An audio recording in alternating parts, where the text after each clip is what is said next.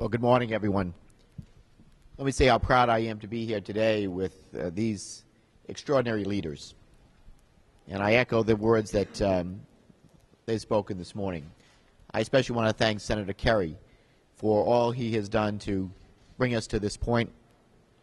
Senator McCain for his amazing service to our country and is today still giving back and making a difference in the lives of people. Of course, Senator Harkin, the father of the Americans with Disabilities Act, Senator Durbin, proud to be here, of course, with Dan Brzezinski and thank him for his service, and with Dick Thornburg. There are very few times in the course of human history where we can actually pinpoint the moment when we are changing history for the better and making a difference in the lives of millions of people.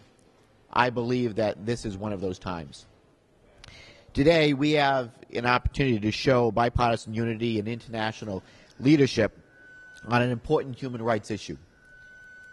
The UN Convention on the Rights of Persons with Disabilities is a treaty based on fundamental principles of the Americans with Disabilities Act, and it's aimed at breaking down barriers, opening up opportunities, and reducing global discrimination for individuals with disabilities around the world.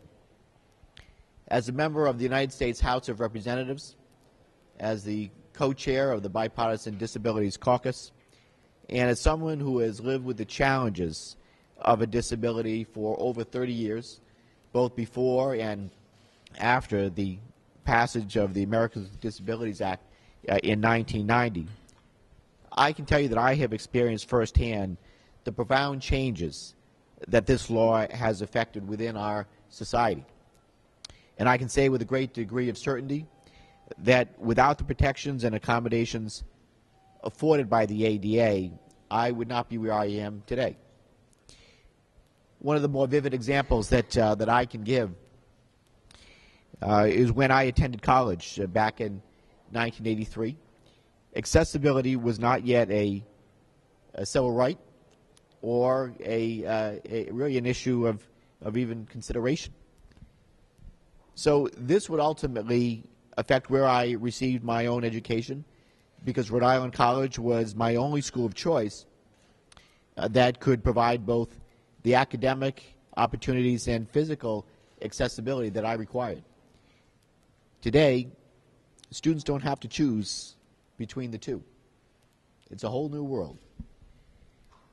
The enactment of the ADA toppled countless barriers for me and empowered millions of Americans to help fulfill their God-given potential.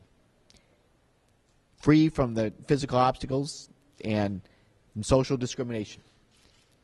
The treaty before the Senate today seeks to apply those same life-affirming principles worldwide.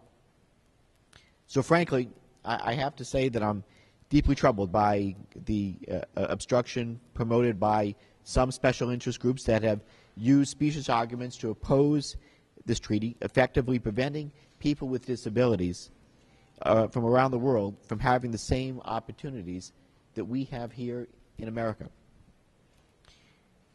This is not about denying access to homeschooling or supporting abortion, as some opponents claim, without logical explanation. I have to say, as a pro-life Democrat, I took notice that the pro-life community actually had a hand in negotiating the original language, and my Senate colleagues have included, of course, provisions addressing these very concerns.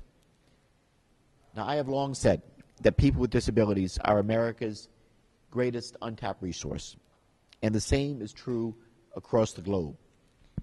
By opening the doors of opportunity and accessibility to buildings and transportation, health care, education, and employment, I know that we can help every individual have a chance to fulfill his or her potential as a contributing member of their community. And I believe it shouldn't be only America, that someone in a wheelchair can rise to one of the country's highest offices. So with that, I want to thank the leaders of both parties, including, again, Senator Kerry and Senator McCain, Senator Harkin, Senator Durbin and others who have advocated passionately for this treaty, and I urge the rest of our Senate colleagues to unite behind it. Thank you.